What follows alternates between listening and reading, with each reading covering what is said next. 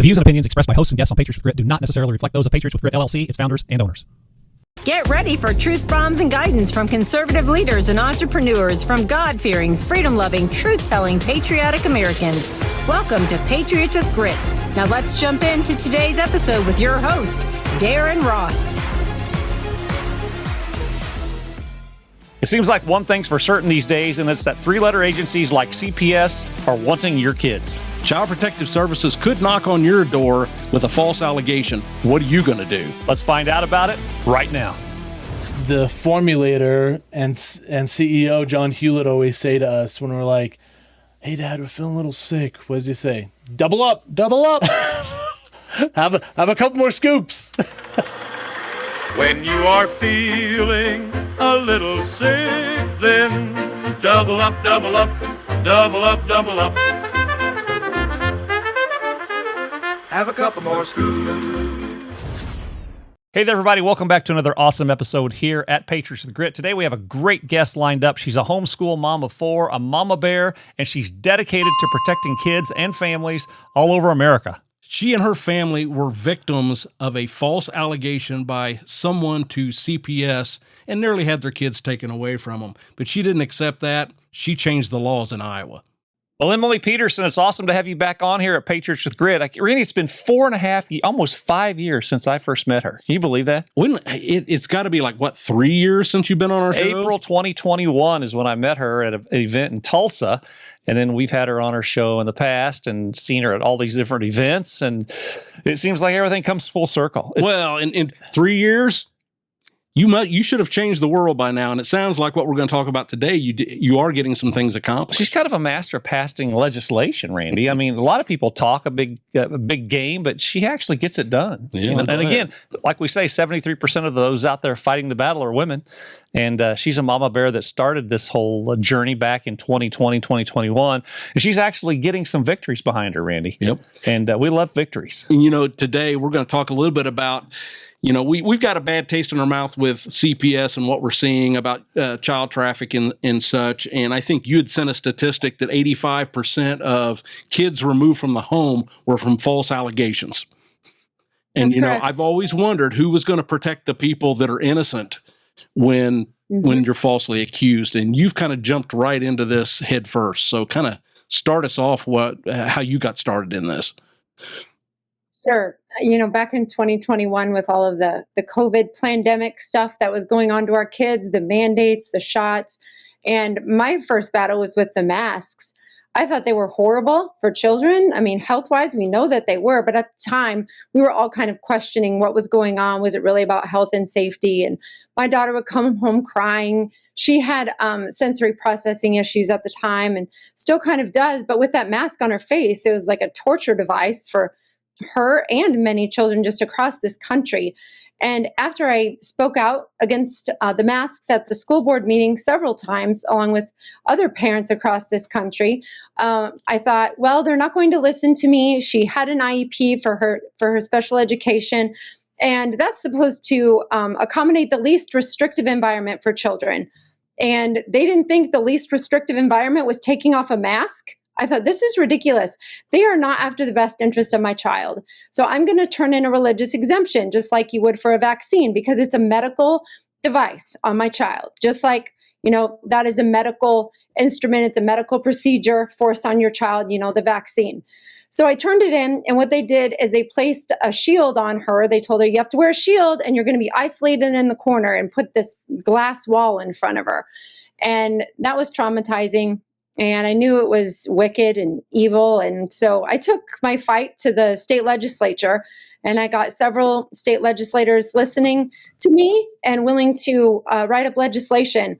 And I remember May 20th of 2021, there was a great event that me and several patriots gathered together and organized, and we held a gathering at our state capitol. And we got, I believe it was like 70 handwritten letters from children to the governor, 240 from just family members and individuals at the Capitol. And the very next day, May 21st, 2021, is when the bill was signed into law. We became the first state to ban mask mandates in the public schools. And I was in the governor's office.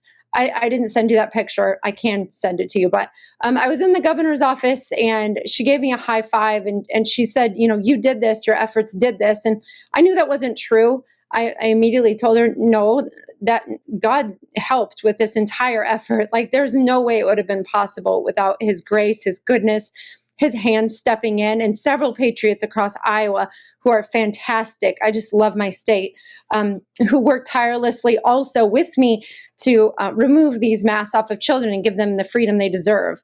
And that was the beginning of my fight. And from there, got the attention of General Flynn, traveled with Clay Clark's tour. That's where I met you and began speaking out as a mama bear. And then that movement just sparked, right? I mean, now we have tens of thousands, hundreds of thousands of us all across this country speaking out for the sake of our children and the voiceless.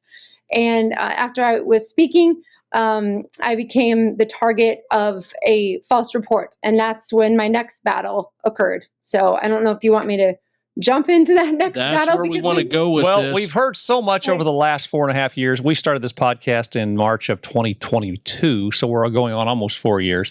And I didn't know, and Randy, I don't know if you knew or not, anything about CPS or Division of Family Services or DHS. There just seems like there's so many three-letter agencies that we've all been conditioned and taught and coerced to believe were legit and upstanding and moral and ethical and had character. But so many of them have nefarious underlying activities and agendas, and we're finding out that they're really not all that they're cracked up to be. And they can do that because there's no oversight. That's the crazy part about it. They disrupt families, and the whole goal is to be doing things to keep kids safe from bad parents. But I think we're finding out that probably the majority of the parents weren't bad. Yes, There are some I bad believe parents you're out there. Well, I there are agree some that need to be, sitting in a jail cell for years, just, rotting away. There is. But I think a lot of this has to do with overreach, control, and money. And like you said, Emily, you were a victim, from what you said, of false reporting by CPS, or I don't know, was it DFS, or what agency or three-letter agency it was where you are. But let's get into that. Let's talk, tell our viewers and our listeners a little bit about what happened, what all you and your family endured from a cost standpoint, from a mental stress standpoint. I mean, it was, from what you told me, it was pretty agonizing. Mm-hmm.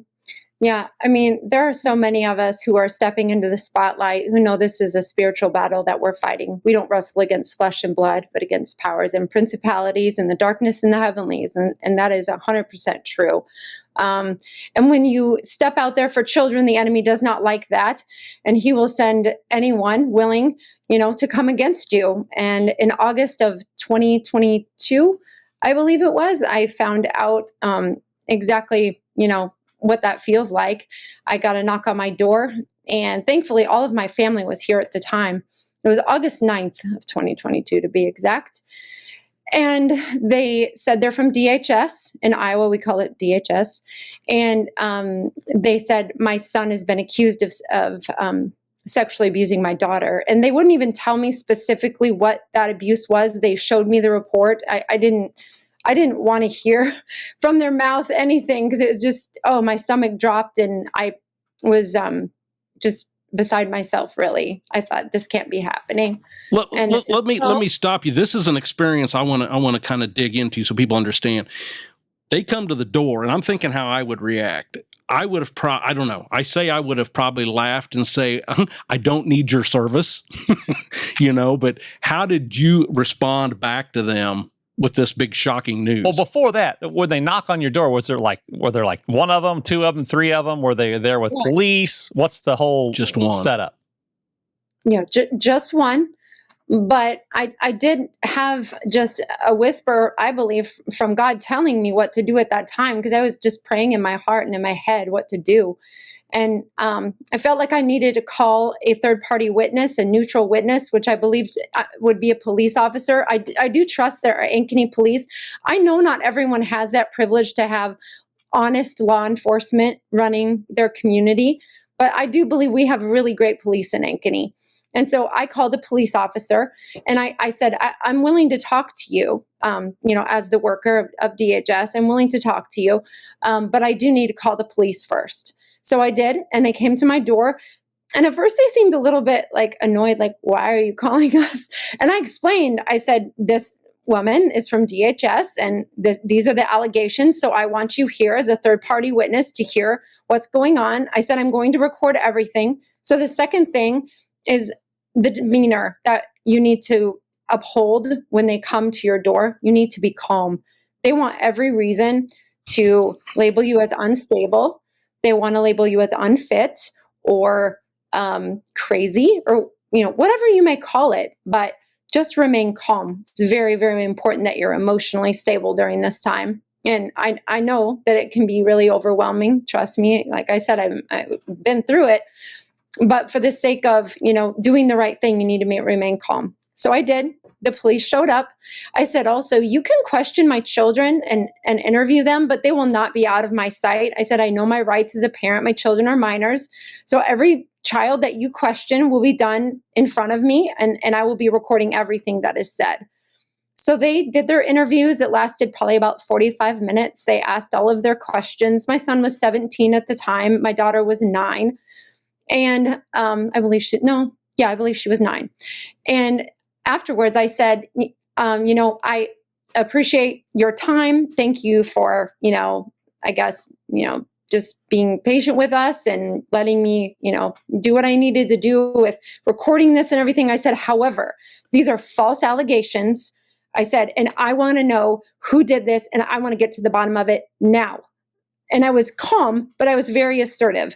I was very adamant that these are false allegations. So, for example, if you have DHS showing up at your door, right, and they do their interview and everything, and you believe these are to be false, you need to say that calmly, but firmly. Like, these are false allegations. I would like an investigation started. And that is what I did.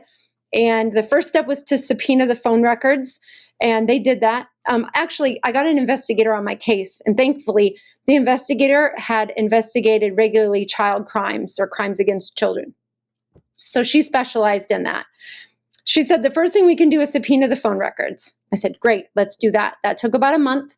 She said, second of all, let's get the DHS audio call so we can get the details of the report that this person gave so that we can see and lay out, all of the evidence and what they told and if their stories lined up to what's being, reported and everything and the facts of your life and your family.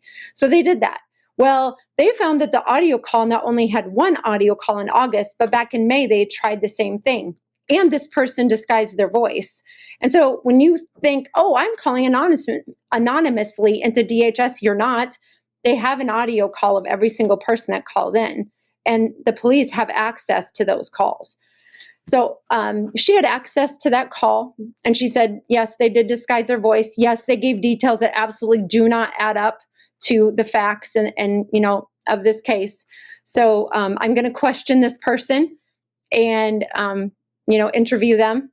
And after they interviewed them, they had enough evidence to not to convict them, but to charge them with a crime. And at the time, it was just a simple misdemeanor, along with harassment charges.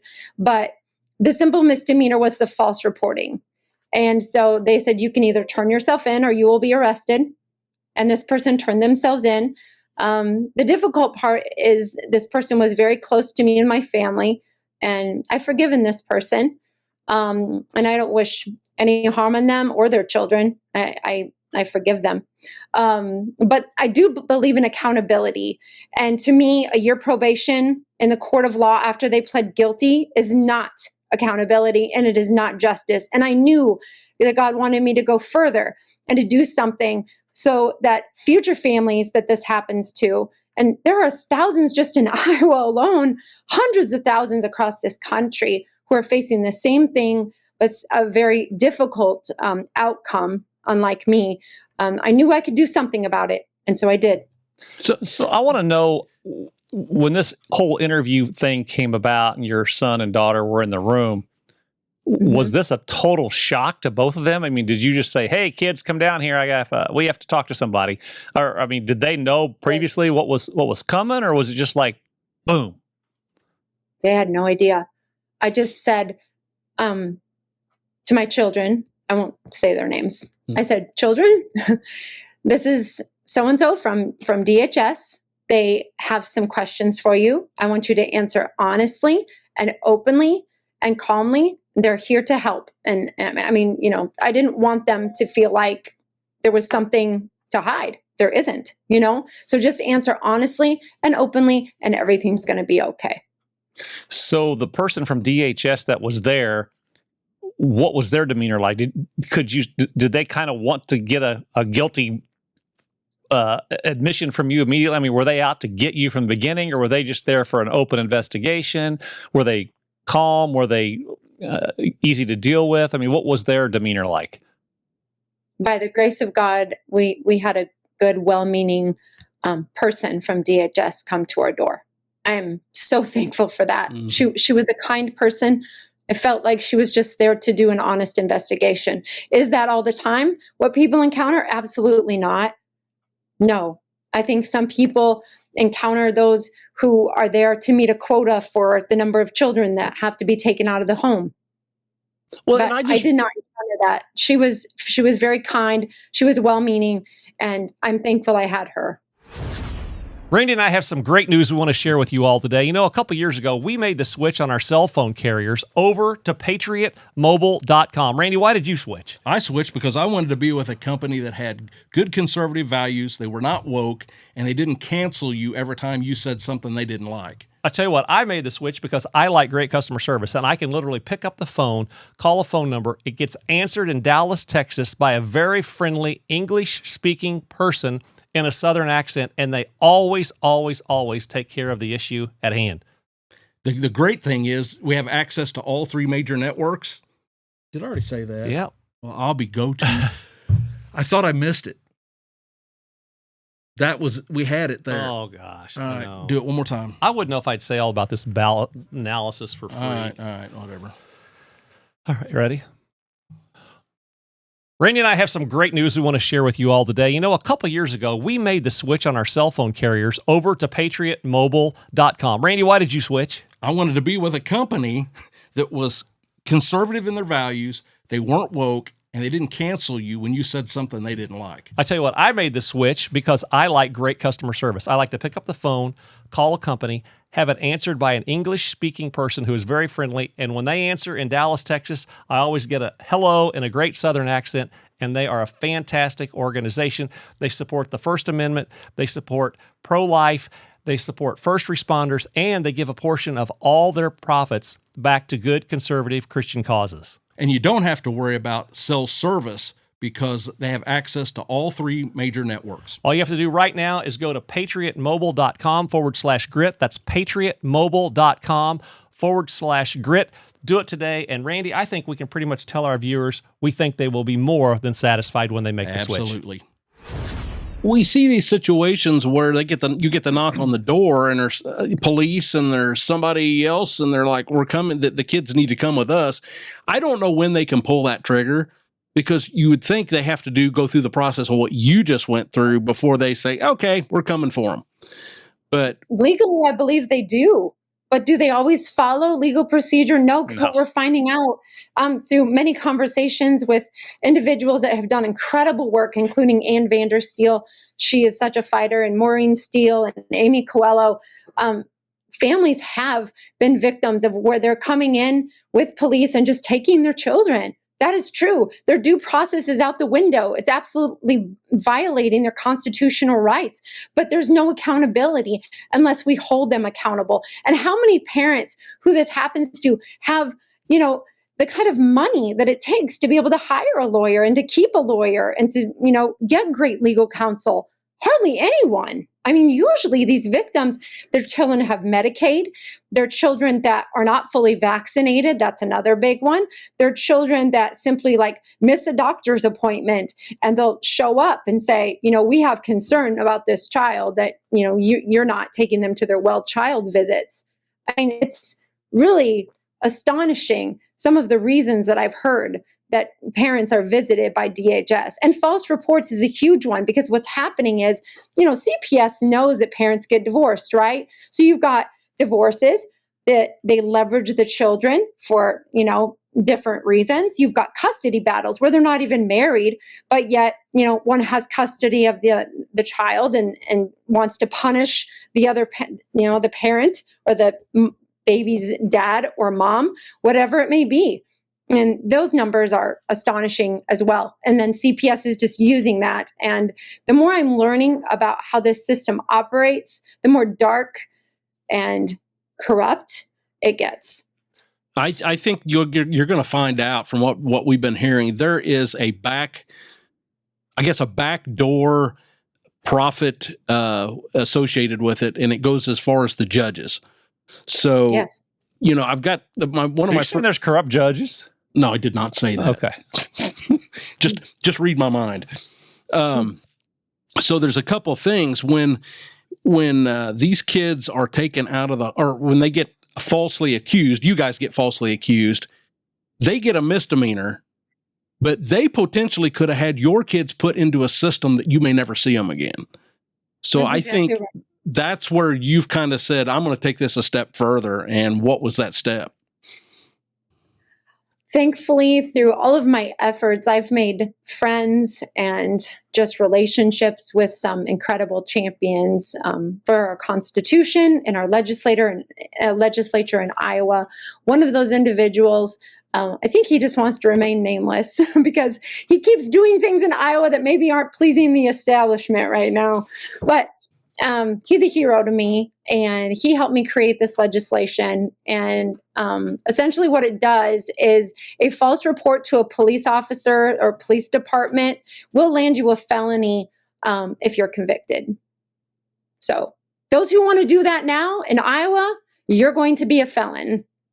That's pretty darn awesome. Now, there's just so many facets to this, but your goal was to get the bill passed so that other states, especially those without laws against false reporting, would have to belly up and kind of start doing what I was doing. I think as it stands today, isn't it something like 21 states have no laws against filing false reports?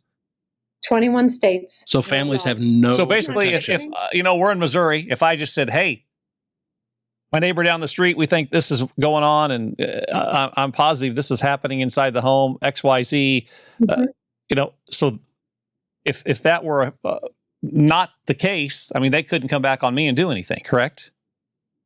Right.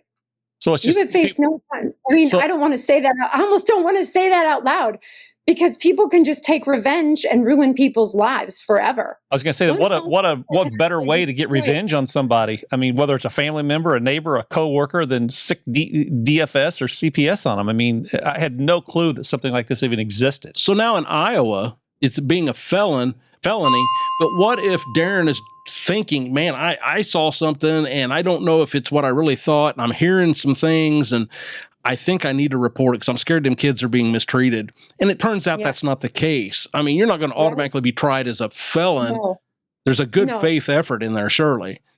There absolutely is. And it defines false report in this bill of what it is. It's knowingly and willingly giving false information. So I don't even know of another conviction, honestly, in Iowa than mine. There could be, but I wasn't going to let it go. Right. And the evidence proved that this was a false report because of the evidence gathered. It was absolutely undeniable. But no, like you said, there's mandatory reporters who have to, in good faith, give reports of child abuse. No, it has to be established that it was willingly and knowingly done. And you almost have to establish motive, which I was able to do here too. So let's walk us through the timeline here. Well, hold on. I want to ask. Go ahead. Let's do timeline. So August 9th, 2022, they show up. They knock on your door. They do a investigation, and you're like, "Sorry, not happening. This didn't take place. My kids and I are going to comply with your wishes, but we're going to record and video and audio record everything and document everything." Kind of walk us through, Emily, the next few days, weeks, months, years, whatever it was, because and the time involved and the cost involved and the emotional toil that was placed upon you and your family, because I can't imagine that this can't be an easy thing for a family to endure. No, it wasn't. I took a step back from traveling for sure. Okay. So in August, this DHS worker showed up, interviewed my children, and then within the next week, I got the call from the investigator after I claimed that this is absolutely false. These charges are out of revenge, and I don't know who did it. But that's your job, please, as an investigator, to get to the bottom of it. So I got a call within a week. Within a month, I got the okay that, look, we believe we're gathering enough evidence to go forward.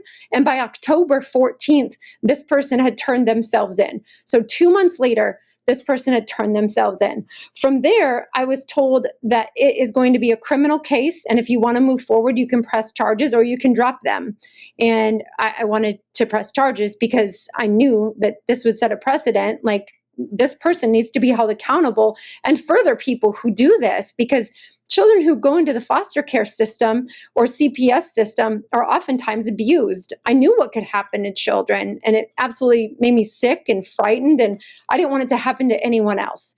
So 2 months later, this person turns themselves in. From there, it's criminal charges. It is a serious misdemeanor. However, the court system really doesn't want to go to court. They really don't want to go to trial. I learned this throughout this process. What they really save trial for are those very serious cases: murder, rape, first-degree burglary with armed robbery, that kind of thing. My case, I really did like the county prosecutor that was on my case. He was very good at what he did, and he knew the person was lying. Like, he actually cared what the truth was, which I really appreciated. He was like, this what this person has done to you and your family is wrong, and I want to get to the bottom of it and get to the truth. And so if we go to trial, your daughter is going to probably have to testify.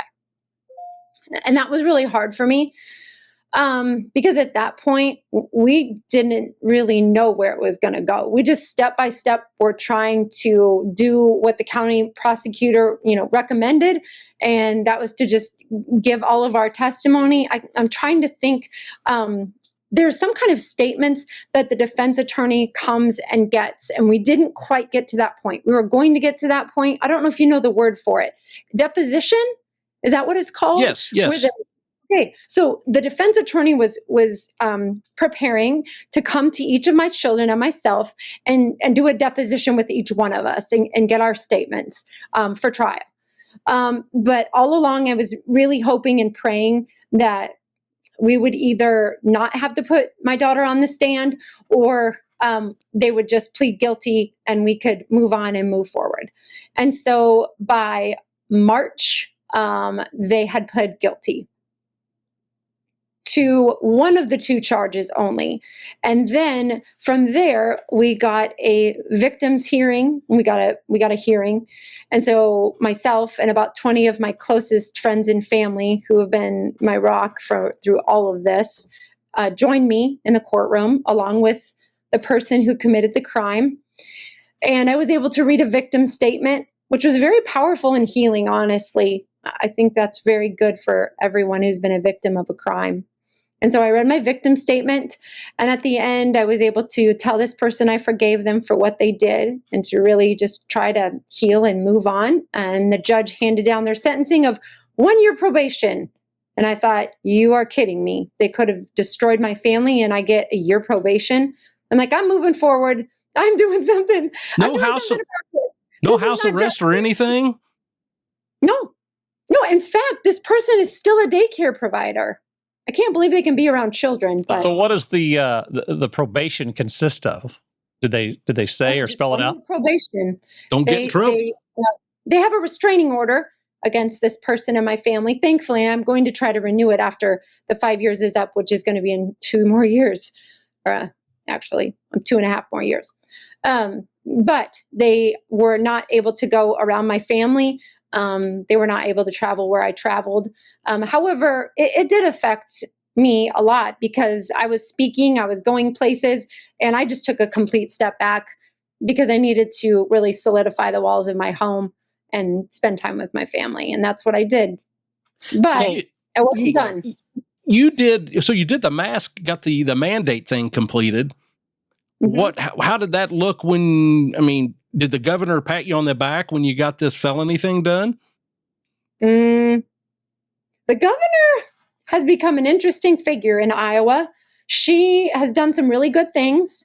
However, lately, she vetoed a bill on eminent domain that our senators and representatives passed. Incredibly, we fought so hard, and she vetoed it because of Summit and Navigator.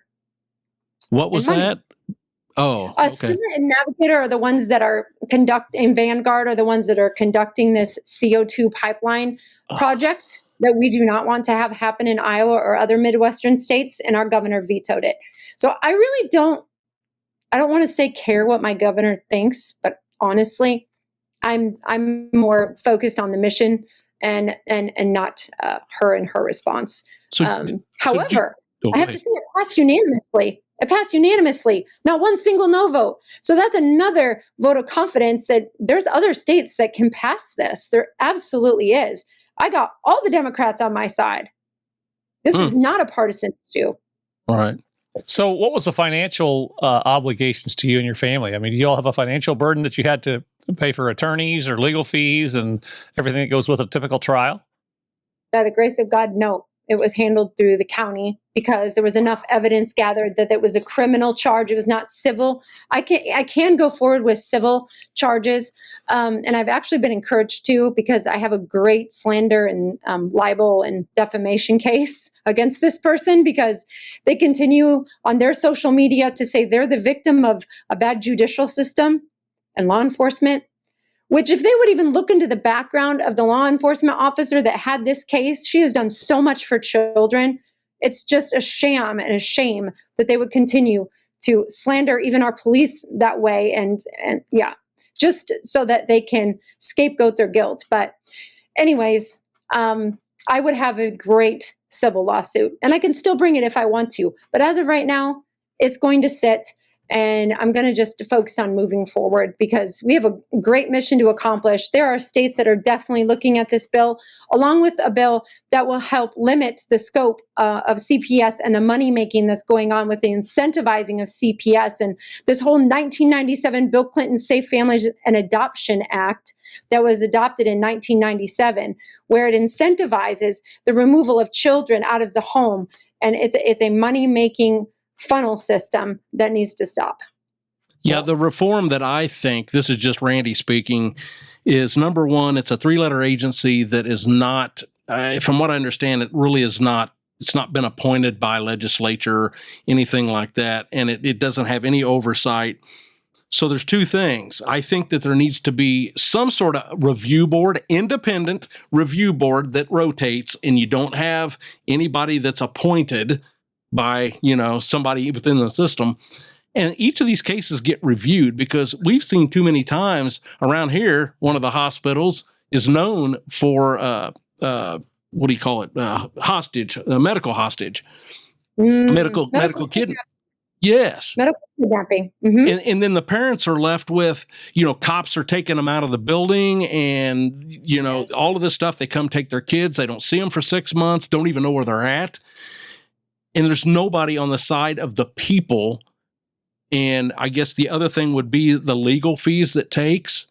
I think yes, that there should be no, if the state or county or feds want to push this on you, then there should be a fund that people are allotted. And I think a lot of that would quit if the jurisdictions were paying for it. I would agree. The family court system allows no due process like the criminal courts. You have more rights in the criminal courts than you do in your family court when you go in there. In fact, in Albia, Iowa, there was a family, a brave family, a mother that is such a hero. She had her umbilical cord tested against her will, and they were about ready to medically kidnap her children. You can go on and look for that. With permission from her, I can post that. But she went on Allie Beth Stuckey and spoke about her case. And now she is suing the medical record system that took those tests against her consent. And thankfully, her boys still remained with her. And now she had another child as well. What was the test for? What is happening? Oh, to test for cocaine in her umbilical cord. Oh. Emily, It was negative. since you got this legislation passed, obviously it's something you've been working on for the last few years or whatever, but have any states adopted it after you got this passed, or were the states already in place that already had it prior The to? only other state that has the felony for false reporting is Florida. So what I was able to do is to take a law created by Rebecca Ricks and fashion it for Iowa code and law, and then make it suitable for Iowa. So Florida and Iowa are the only two states where it's a felony. And now I have some great heroes for children that are willing to take my bill, and we're going to try to put it at a federal level. Okay, so I thought I saw the list you sent. Was Missouri not on there to be one of them that does have it? I thought Missouri has something. So I studied some of the different states pretty intently just to see, and I think you have something. I think it might be the misdemeanor. It's not a felony. Great. Yeah, it says here are the states with no law against false reporting, and Missouri is not on there. So obviously they do have something. Yeah, it might be a misdemeanor. In the weeds. Please feel free to post those so people can know if their state's on there. Because if you have no law against this, what you can do is take my law, introduce it to your legislators that you believe in and that might, stand for you and your families, and put it forth in your legislature. We're going to show the website too, Emily, too, but I'm going to read these states real quick. Do you care, Randy? Go ahead. Here are the states with no law against false reporting: Alaska, California, Delaware, Washington, D.C., Georgia, Hawaii, Maine, Maryland, Minnesota, Mississippi, Montana, Nebraska, Nevada, New Hampshire, New Jersey, New Mexico, North Carolina, South Dakota, Vermont, West Virginia, Wisconsin. I know I read through those pretty fast. You might have to replay that and go back and listen again. But we wanted to get all those 21 states out there for people to know. And that was from key findings from recent reports on this. I just can't imagine this is something that's going on. Just send us that information. I will be able to get it to somebody maybe just to refresh what Missouri has. So give me that. Yeah. Let's talk about, Emily, a couple of websites you sent over. Legiscan, legiscan.com is one. Tell us a little bit about that, what people can find there. Sure. That is the complete bill in all of the Iowa language, and also it shows what the outcome was. So the passage of the bill unanimously, with all of the Democrats citing to protect children and families from being torn apart through false reports. And it shows the process of the bill, like how it started and how it ended up. So that whole entire process from the House to the Senate to the passage to the signing, all of the definitions in there you can find as well. And you can take that bill and you can adjust it for your state. And please do, I encourage you, do what I've done. It only takes a step of faith. I mean, I'm a mom. There's nothing special about me. I'm just stepping forward in faith and doing what I believe God has called me to do. And we're all doing that, right? Randy, I mean, you're doing what you're doing because you believe this is what God's called you to do. And you're making a difference for the kingdom of God and for truth and justice and families all across America. We're all just doing our part. We sure hope so. One part to play. We're working pretty doggone hard to get it done. Whether we're making an impact or not remains to be seen. But so if people go to Legiscan, legiscan.com, what was the bill number on that? Was it 2161? It's SF 2161 and only in the state of Iowa. That is an Iowa bill. Okay. Yeah. And then another website you sent over was hearustoday.org, hearustoday.org. And tell us a little bit about that. Yeah, that's my nonprofit. I've just started it so that you can reach out to me, drop me a line, let me know your story. If your family has been the victim of CPS overreach or false reporting, I want to know, because currently we are in the process of getting those who can testify on Capitol Hill. First, we're going to start in Florida. So first, we need Florida families. If you are a Florida family and you have been the victim of CPS or false reports, I want to hear from you. And you could be a candidate to testify on Capitol Hill or in Florida, in the state of Florida, before your legislature there. And then we're going to take this to the federal level. We're looking for people all over the country who have stories where their due process rights have been violated, and your family has undergone just very difficult circumstances due to false reporting or CPS overreach. And we're going to be making a difference together for these children and families. And that's the website is hearustoday.com. .org. .org. Oh, okay. Mhm. .org. Hearustoday.org. Drop me a line, and I will. I know there's several families that have already reached out to me. In fact, in Iowa alone, I have 5 families that have reached out to me. In fact, one of those families, this is a huge praise, and just evidence that God is working through those who are just obedient and stepping out. So after my law was passed, my daughter goes on to a small school, and in that school, there's been a false allegation this year. And the false allegation was against her teacher for an abuse charge, okay?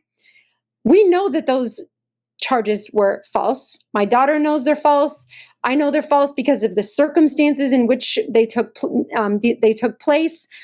This family was admitted for collections because they weren't paying what they needed to pay. And that very same day, well, what happens? They get a call that, there's an abuse at the school by the hands of a teacher. And it was false charges. They've been dismissed. They've been dropped. But what happened was I gave the family the law saying, this family has committed a felony against you through their false report.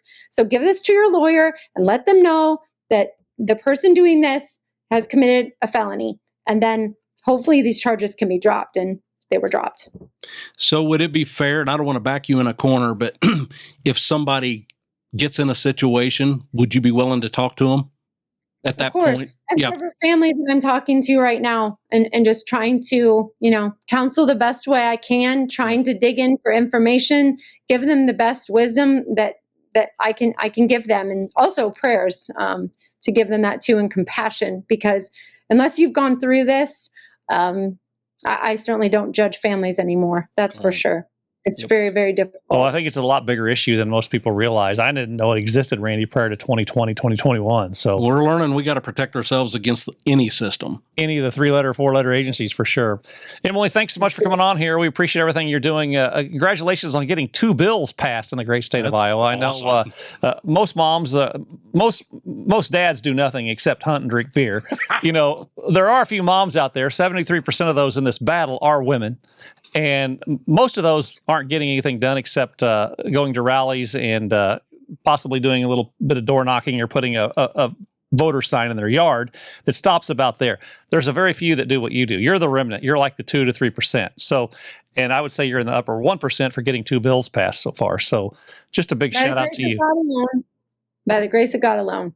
That's awesome. Sure. We just think what you're doing is awesome, and keep the fight. I'm sure you have more battles ahead.